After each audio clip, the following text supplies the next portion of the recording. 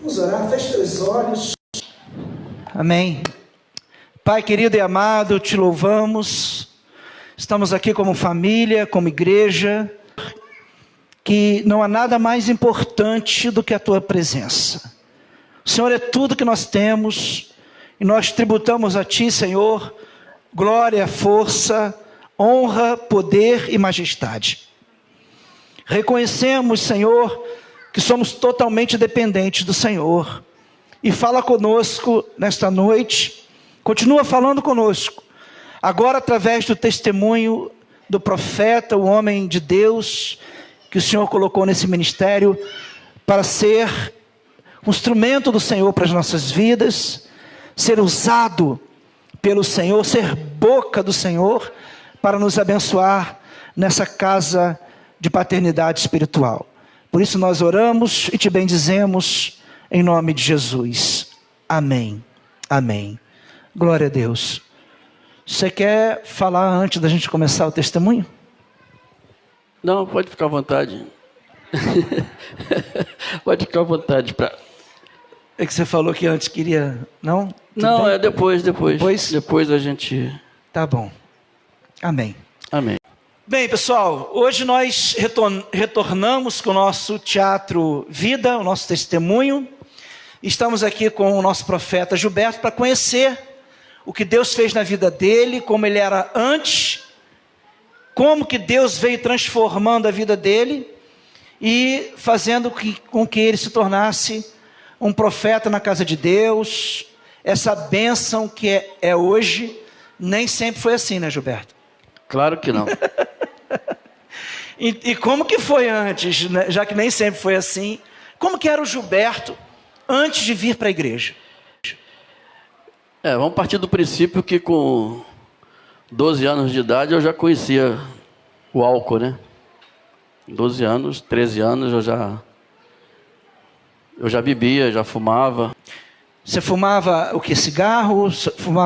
Chegou a fumar maconha? Não. Não.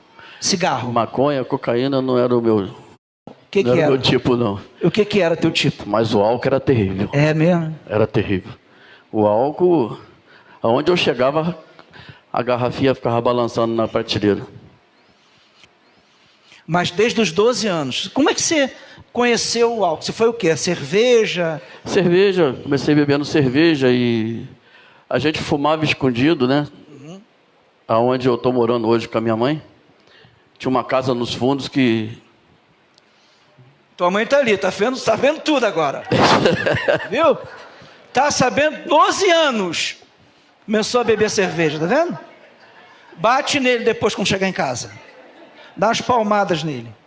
Faz isso não, mãe. Então... Ele está falando para não fazer porque ela faz mesmo, tá? Ela faz mesmo, se deixar ela faz mesmo. A velha não é mole, não. Mas... Então, aonde eu voltei a morar agora, que é a casa onde a minha mãe mora, na casa dos fundos ela estava vazia. E nós íamos lá para os fundos, eu e os colegas, e acendia cigarro de palha, brincando e tal, fazia cigarro e acendia. E depois a gente começou a comprar cigarro mesmo. O mais difícil era para esconder o cigarro da velha e do velho. Mas a gente dava um jeitinho, sempre dava um jeitinho, né? E dali do cigarro a gente começou a sair, a gente saía para beber e tudo escondido, né? Escondido porque naquela época era terrível. Dona Maria era brava pra caramba. Dona Maria não dava mole não. Mas eu passei esse tempo aí da minha adolescência já bebendo bastante. Já bebia bastante. E depois que eu comecei a trabalhar ainda quando eu fui para o exército, aí piorou mais ainda a situação, né? Que eu, às vezes, passava uma semana sem aparecer em casa. Minha mãe não sabia onde eu estava, o que eu estava fazendo. Porque eles brigavam muito comigo, né? Porque eu era terrível mesmo. Depois eu tive que, com o tempo, pedir perdão para ela, para meu pai, antes do meu pai falecer. O Espírito Santo, depois que eu já tinha ido para a igreja, me convertido, o Espírito Santo me incomodou, eu fui na casa deles pedir perdão por todas as coisas que eu fiz de errado.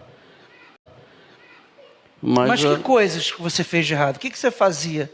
Você era desobediente? Você passava dias fora, não dava satisfação? Era isso? Isso.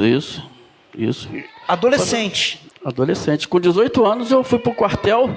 Eu já achava que era homenzinho, eu já era brabo, né? E ficava no quartel a semana toda só para fazer raiva neles. Só para deixar eles tristes, porque naquela eles época brigavam muito. Não tinha celular, não tinha nada. Redes sociais, não tinha essas coisas. Não tinha nem como escrever uma carta. Era tão pertinho. Então ela não sabia onde você estava, se você estava vivo, se estava morto. Não. E dali do quartel, muitas vezes eu saía, passava a noite fora, voltava para o quartel, não ia para casa. A gente bebia a noite toda, noite. Mas aí ali bebia a noite toda. Só cerveja ou você começou a beber outros tipos de bebidas? Não, era tudo.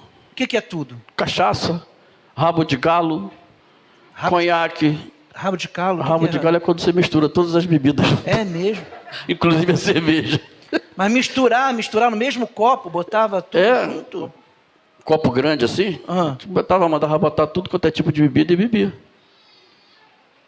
E você ficava de pé? Claro, ficava. Sim, claro. Se eu tomo um nimesulida, eu fico aliado. Eu tomo sorrisal, eu já fico grog. A bebida já não me fazia mal mais não, já não me... É mesmo, bebia sim. Bebia uma garrafa de cachaça inteira. Garrafa de cachaça. Isso é demônio. Isso é demônio. Levando a pessoa para um vício... E prendendo a pessoa nisso daí. Eu trabalhei numa empresa, quando eu comecei a trabalhar na antiga Brastel, quem é da antiga conheceu, eu trabalhava no caminhão de entrega. Então, a gente saía com muitas notas para fazer entrega durante o dia. E eu parava para tomar cachaça, né? Mas aquilo me atrasava, viu? Porque eu tinha que parar para beber, aí eu atrasava de fazer entrega e tudo. Aí eu comecei a comprar uma garrafa de cachaça e botar do lado.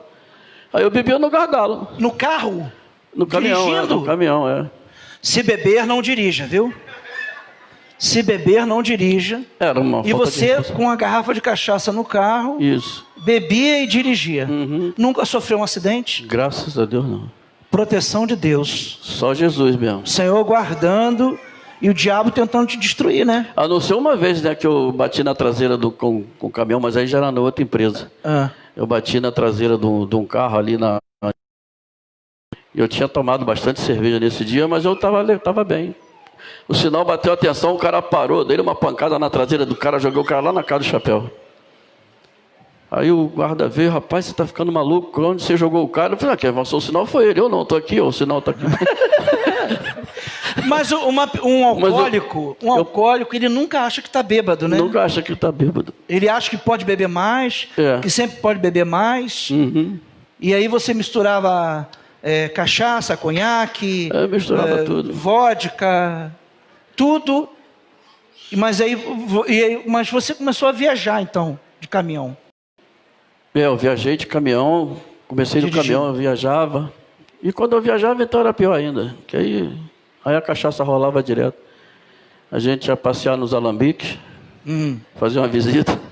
E como que você conheceu a profeta, Sônia?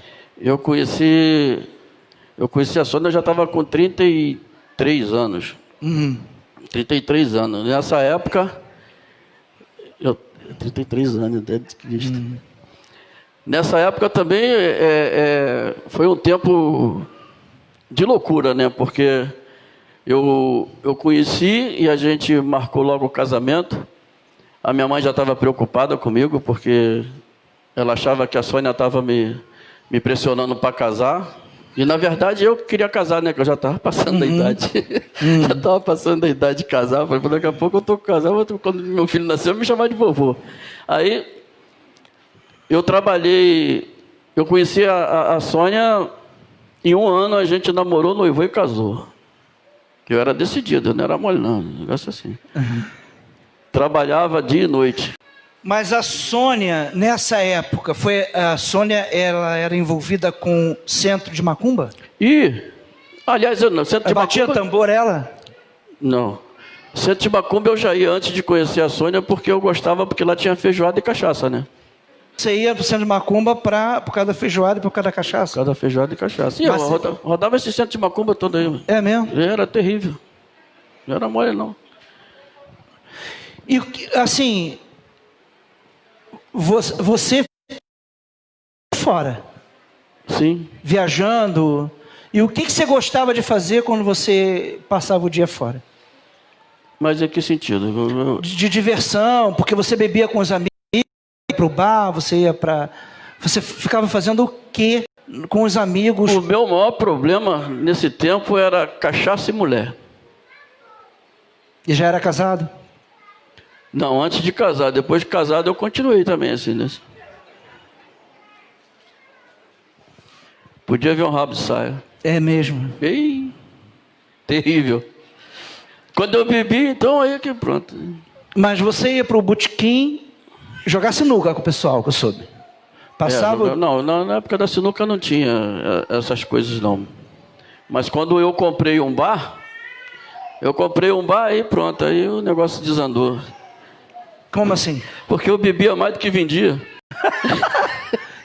Você... Jesus.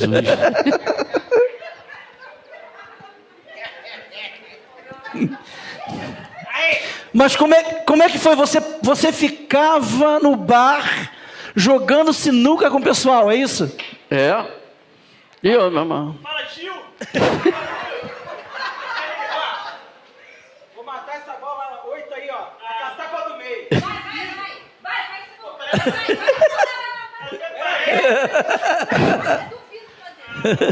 nada. Olha lá! Caramba, parece até profeta. Minha vez agora, vou te ensinar agora de costa. Isso aqui é dos fracos, amigo. Não, faz aqui, naquela de lá. Não, fazendo aqui. Aí não dá, velho. Não, lá, tem que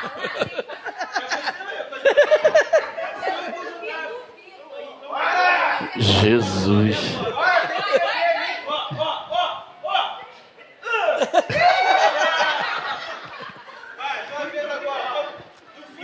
Gil, eu passei a mão, tu já perdeu todas as cachaças da minha semana passada.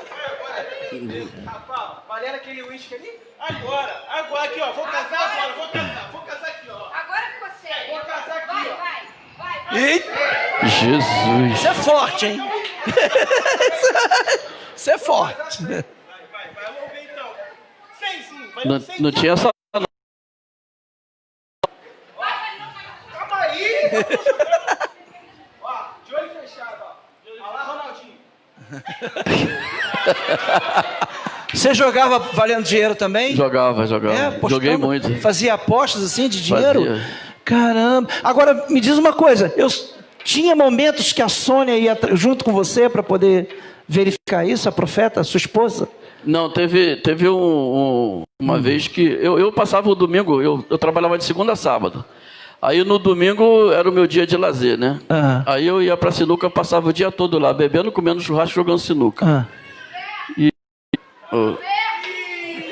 Jesus. Valeu, Gil! Aí o Léo começa a jogar. Aí. Rafael tá chorando. Caramba, gente, tá tarde. A Natália tá cansada. Calma. Vai lá que daqui a pouco eu tô indo. Vai lá. 10 minutos pra gente ir embora. Vamos ali que eu vou te dar um pouco de atenção. Vai, ô Natália. Aconteceu isso? Aconteceu isso? Aconteceu da Sônia carregar os dois assim, a Natália e o Rafael, e chamar você para ir embora e você ficar jogando sinuca o tempo todo, bebendo? Quando eu morava lá em Rocha Miranda, que eu passava o dia todo, né? De domingo, eu trabalhava a semana toda. Aí domingo eu tinha que ter meu tempo de lazer. Aí eu ficava o dia todo num torneio de sinuca. Eu saía de casa às 7 horas da manhã, chegava em casa às 8 horas da noite, daquele jeito, cheio de alpiste. Como assim cheio de alpiste? Mamado, cheio de cerveja. Aí ela falou, Jesus, misericórdia. Aí teve um tempo que ela cismou que tinha mulher na parada. Nesse tempo não tinha, né? Porque era só torneio mesmo, só tinha homem. Aí eu falei, não tem. Aí teve um dia que a Natália estava um pouquinho mais nova que a Mariana, ou da idade da Mariana, um pouquinho mais nova. Aí ela falou assim, então eu vou contigo. Eu falei, vamos comigo que vai ter um torneio lá em Belfor Roxo. Um lugar feio, que Deus que me perdoe. Nem, se você perguntar onde é agora, eu não sei. Aí eu falei, não, vamos lá comigo. Você acha que tem mulher? Vamos lá comigo. Meu Deus, ela deixou a Natália pequenininha com a Célia. Poxa, ela passou o dia todo naquele botequim cheio de mosca, comendo aipim frito. Jesus, só misericórdia de Deus. Nunca mais ela quis ir comigo. Eu chamava ela, vamos. Não. E como que vocês foram parar no centro de Macumba? No centro de Macumba, eu já gostava, né? Porque eu ia rodava a madrugada aí, procurando o centro de Macumba que tinha feijoada e cerveja pra gente beber com a rapaziada.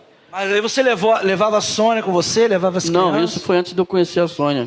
E depois que eu conheci a Sônia, aí que melhorou mais, né? Porque ela gostava de tocar uma curimba.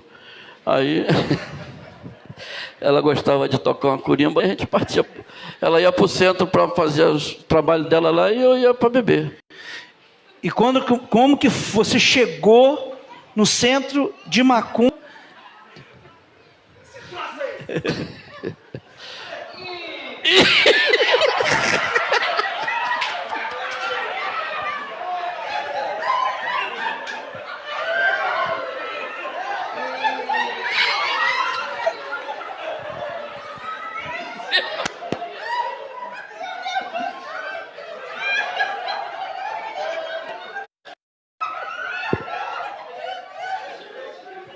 Esse diabo é meio feio. Eita! Como é que foi?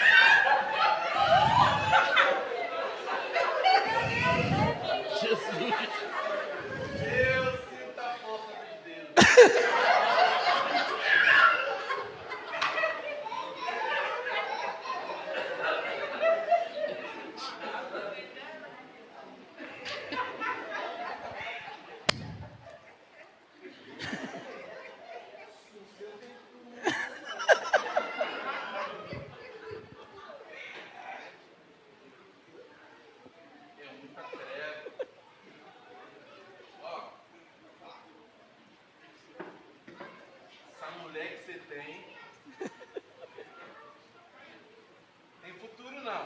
Isso vai te levar, hein? Tem um...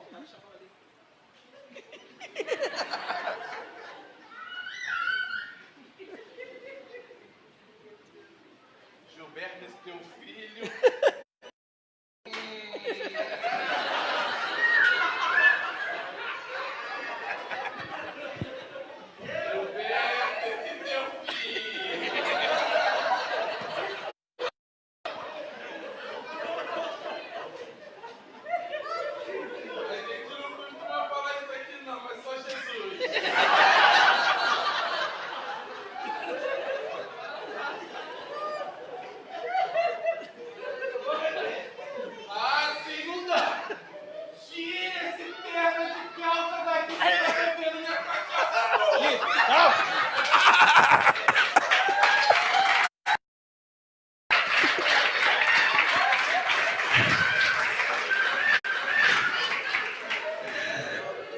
Foi assim, Gilberto?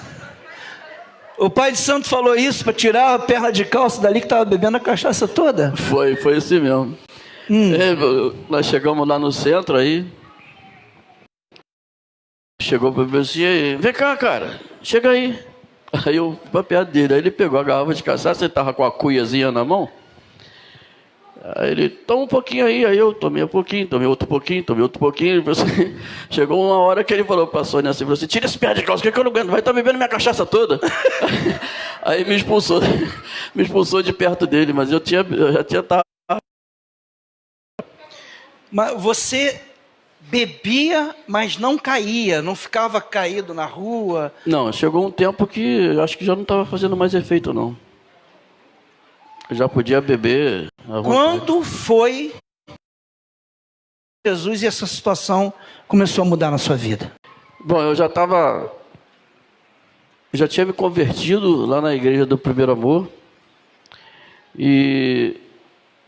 Mas a bebida, ela é terrível. Eu tive mais facilidade de deixar o cigarro, que eu já tinha deixado há muito tempo, do que a cerveja. E eu ia para a igreja todo domingo, quando eu não estava de ressaca, eu ia para a igreja com ela e eu enchia a boca de chiclete, para o pastor não sentir o cheiro, ia para a igreja. Crente que vocês dois começaram a ir na igreja? Ela se converteu mesmo, eu fiquei sem vergonha. Para a igreja e crente que a gente estava abafando, né? Porque eu colocava chiclete na boca para o pastor não sentir o cheiro, mas ela estava me caguetando. Ela me caguetava lá para o pastor.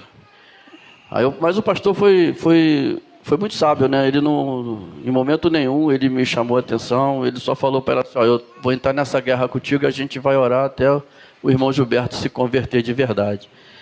E eu continuei. Ele me ungiu obreiro da igreja depois, no dia que... Mas você se decidiu por Jesus, converteu, aceitou Jesus, foi à frente, foi isso? Foi. Entregou a vida para Jesus? Sim. Já começou então a... Se batizou? Me batizei, mas eu tive muita dificuldade para eu me firmar, né? Muita dificuldade para me firmar. Aí um belo dia, eu cheguei para ela, cheguei lá na igreja e falei para ela, a partir de hoje eu não bebo mais. E realmente, aí eu escutei uma palavra uma vez de um pastor que abriu meus olhos. Ele falou, não falou para mim não, mas eu escutei quando ele falou, pessoal, olha só, o que mata os desejos da nossa carne é o jejum e a oração. Tremendo. E nesse dia eu resolvi fazer um jejum. Quase morri, que eu fiz um jejum de 12 horas. Foi um jejum de 12 horas para matar o desejo da minha carne, que era... Que ainda continuava o desejo de beber. Até hoje. Até hoje. Porque o ponto fraco da nossa vida, onde Satanás mais trabalha, é onde você é fraco. E se você não tiver sabedoria, se você não tiver buscando se alicerçar no Senhor, ele te derruba fácil. Ou seja, quando você fala até hoje, é porque você... A palavra de Deus diz que aquele que está de pé, cuide para que não caia. Sim. Então você tem sempre um cuidado, muito cuidado, para não cair na tentação da bebida. Sim. E como eu falei há um tempo atrás, logo no início, quando eu estava lutando para deixar a cerveja, eu cheguei lá na casa de praia, onde o pessoal estava todo mundo reunido e todo mundo bebendo. E eu fiquei desesperado, né? Porque, toma aqui, e eu não quero, uma luta do caramba, mas graças a Deus eu consegui resistir, para a honra e glória do Senhor.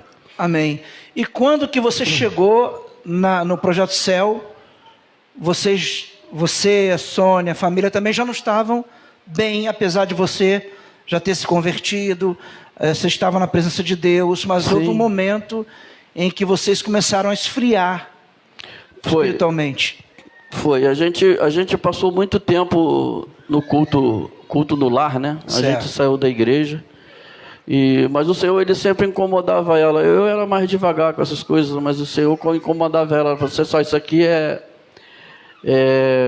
a gente precisa ter um lugar, uma igreja para a gente congregar. E nós passamos bastante tempo nesse culto no lar.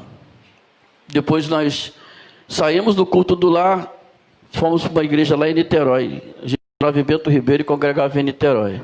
Nós passamos um tempo lá, mas eu, como sempre fui um cara rebelde, mesmo depois de convertido, eu era muito rebelde. E a rebeldia é um tipo da coisa que tira a gente do foco. A rebeldia, a crítica, a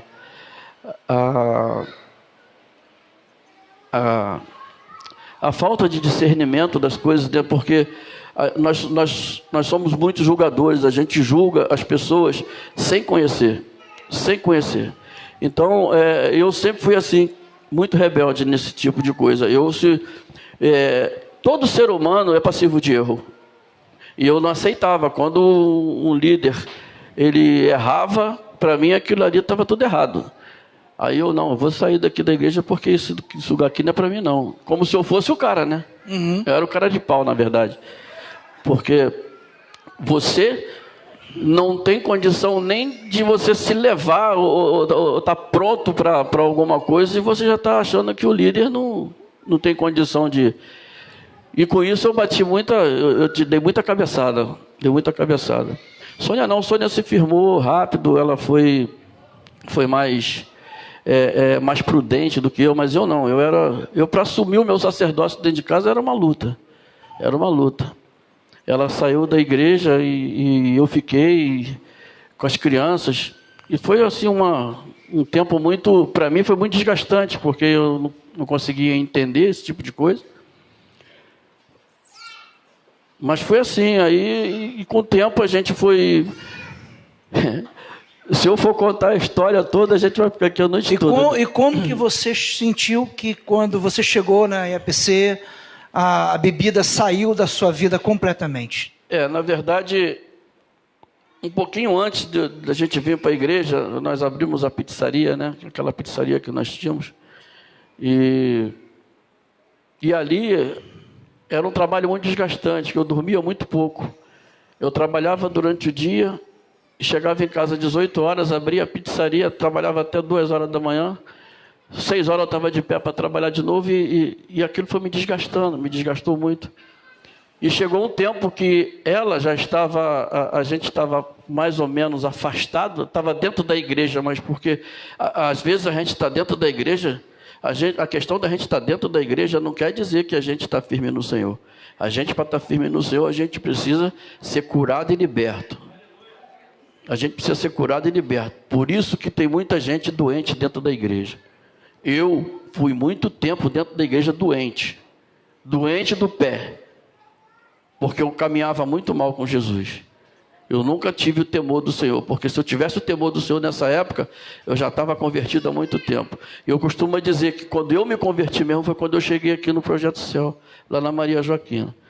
E o Senhor, Ele me levou lá através dos meus sobrinhos, né? Que nós fomos procurar vocês na época. E quando eu botei o pé lá, o Espírito Santo falou para mim assim: aqui é teu lugar. Aí a Sônia falou para mim assim: não, a gente precisa orar. Eu falei: se você quiser orar, você fica orando, porque eu já decidi. E de lá para cá houve uma mudança na vida. E aí você chegou a ser um ungido profeta na casa de Deus. Como é que é isso? Mesmo no início, né? Mesmo no início, para mim foi muito difícil. Eu continuei com a minha rebeldia logo no início da igreja, a ponto de eu querer sair e ir embora. Mas Deus foi trabalhando no meu coração. E uma coisa que eu aprendi muito esse tempo hoje é a obediência. A obediência, ela gera cura na gente.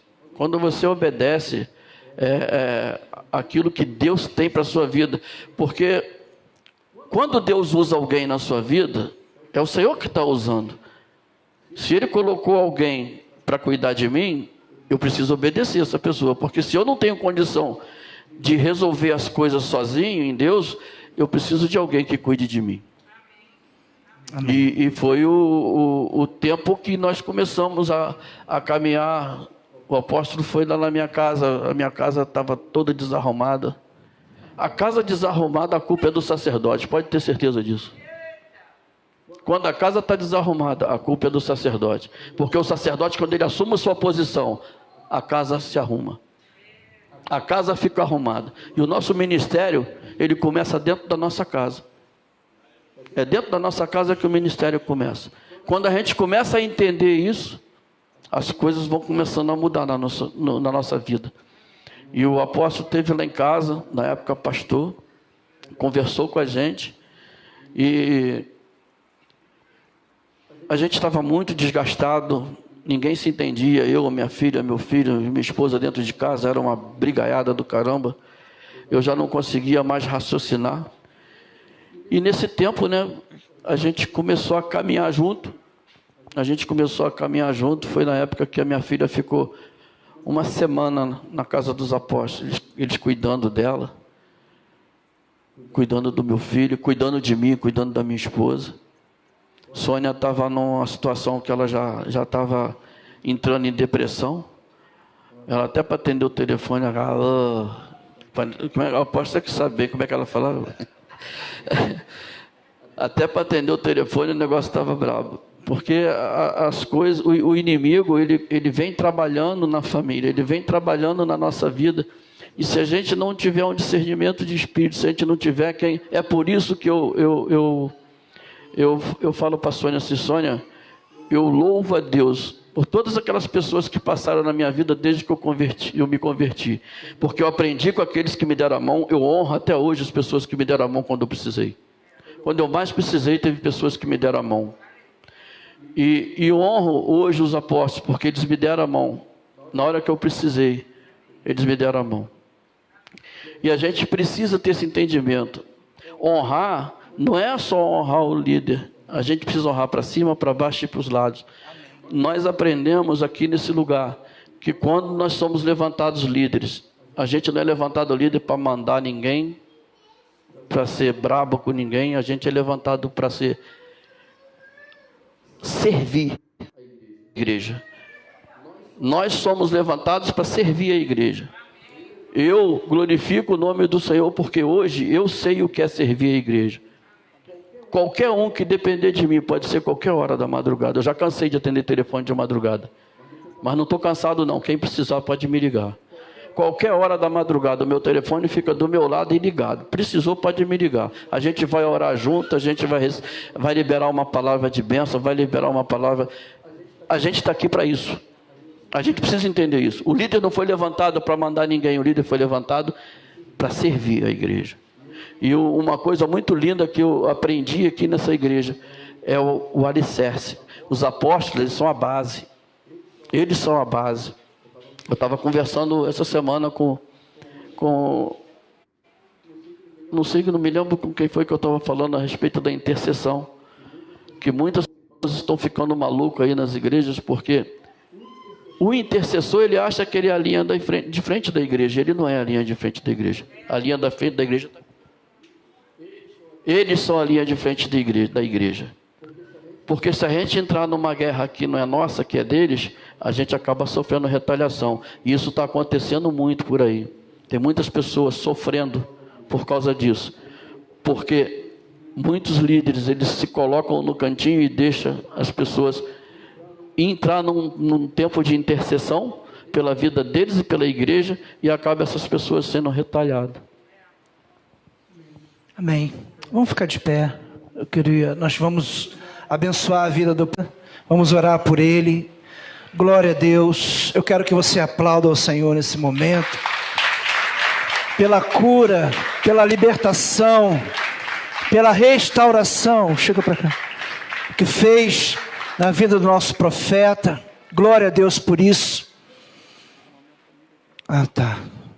Eu me lembro e eu quero...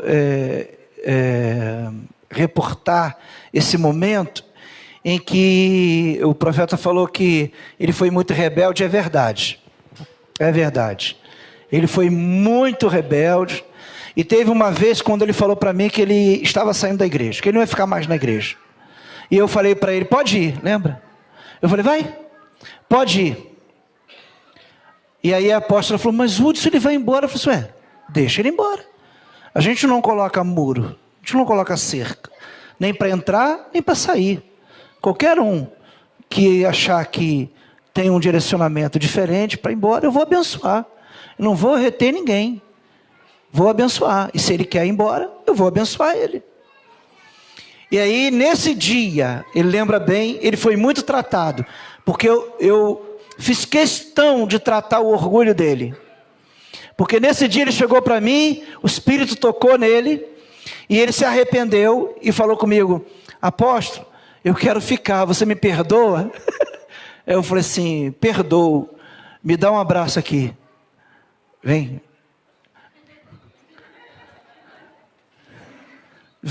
me dá, me dá um abraço. Vem, me dá um... Não foi assim que a gente fez? Mas idade pra isso. Não, mas não foi assim que a gente fez? Foi. Não foi? Foi. Não foi assim que a gente fez? Foi. Eu falei assim, vem, Vem. me dá um abraço. E eu fui mesmo, cara. Vem. O que é isso, cara? Vem, me dá um abraço. Eu te perdoo. Vem. Não, mas lá era menor, pô. É, mas Lá era aqui, menor, aqui mas aqui, não era maior que isso. Não, era menor. Era maior que isso. Era menor. Chega.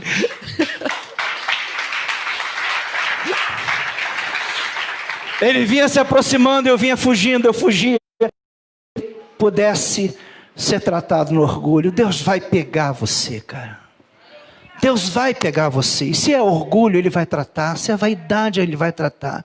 O que precisar, Ele vai tratar. Levantar você e colocar você no lugar de honra. E é isso que Deus quer fazer na sua vida, amém? Estenda a tua mão para cá e vamos abençoar a vida do profeta. Oh, meu Deus, muito obrigado, Deus. Obrigado pela vida, Senhor, do Gilberto. Obrigado, Deus, pela vida da Sônia. Obrigado, Senhor, porque este casal tem servido o Senhor. Deus tem se colocado na brecha por esta igreja, intercedendo, clamando, Senhor. Nós abençoamos e debaixo desse manto de proteção, desse ministério, nós, Senhor, colocamos esse manto de proteção em oração sobre a vida do Gilberto, Senhor, da Sônia, para que eles continuem prosseguindo para o alvo, de interceder, de cuidar, de amar, de ser, Deus, para esta igreja, esse guerreiro de oração como ele tem sido. Muito obrigado. Te louvamos, Pai, e abençoamos a vida do Gilberto, nosso profeta, em nome de Jesus. Amém, amém. Você pode sentar, pode chamar a Sônia, sua família, pode ir. Eu queria chamar a Sônia, a Natália, Rafael, minha nora, meu genro. Eu queria deixar uma palavra para vocês aqui nessa noite, que eu tive muito tempo para Deus me levar aonde Ele me levou, porque eu era cabeçudo. Mas a palavra que eu quero deixar para vocês nessa noite, deixa Deus trabalhar no coração de vocês. Se você tem alguma dificuldade, deixa Deus trabalhar, porque Ele é o Deus do impossível. Se Ele fez na minha vida, Ele pode fazer na sua. E às vezes tem muitas pessoas que não têm oportunidade, não tem ninguém para dar uma mão, não tem ninguém para dar um abraço, não tem ninguém para dar uma palavra, para liberar uma palavra. Mas essa aqui é uma igreja que cuida. Se vocês estiverem com o coração aberto, aqueles que têm problemas, se tiver com o coração aberto, aquele que tiver qualquer dificuldade, tiver com o coração aberto, o Senhor vai trabalhar através das nossas vidas. Tem a gente aqui, os profetas, tem os pastores, tem os apóstolos, tem os evangelistas, tem os líderes. Tem líderes aqui que estão disponíveis para vocês a hora que vocês precisarem. Tem a mestra. Não fiquem sozinhos. Não fiquem sozinhos, porque eu fiquei assim esse tempo todo, porque eu fiquei sozinho. Eu não me abria com ninguém, eu não falava com ninguém, qual era o meu problema. Mas hoje vocês têm com quem vocês falarem, com quem vocês abrir o coração e Deus trabalhar na vida de vocês. Amém? Que o Senhor abençoe. E eu quero aproveitar esse momento que nós estamos todos aqui juntos. Eu quero pedir perdão para vocês por todas as vezes que eu fui ausente na vida. E eu queria escutar vocês me perdoarem, viu? Porque eu quero que vocês falem assim, não, você está perdoado. Amém. Porque hoje está quebrando uma barreira, mais uma barreira na nossa vida. Amém. Porque o Senhor, depois de tudo que eu passei, de tudo que eu fiz, de todas as coisas que aconteceram na minha casa, e eu estar com essa família aqui linda, só o Senhor, só Amém. Jesus. Amém. Só Jesus. Eu glorifico ao Senhor por tudo que Ele tem feito na minha vida. Amém. E quero honrar mais uma vez os apóstolos nessa noite, pelo Amém. Cuidado, e quero pedir perdão a vocês também por todo o trabalho que eu dei para vocês. Amém? Amém? Amém. Valeu a pena. Amém? Amém, amém. Valeu a pena. Deus te abençoe. Amém? Vamos aplaudir o Senhor mais uma vez. Amém? Deus te abençoe, filhão. Deus te abençoe. Amém.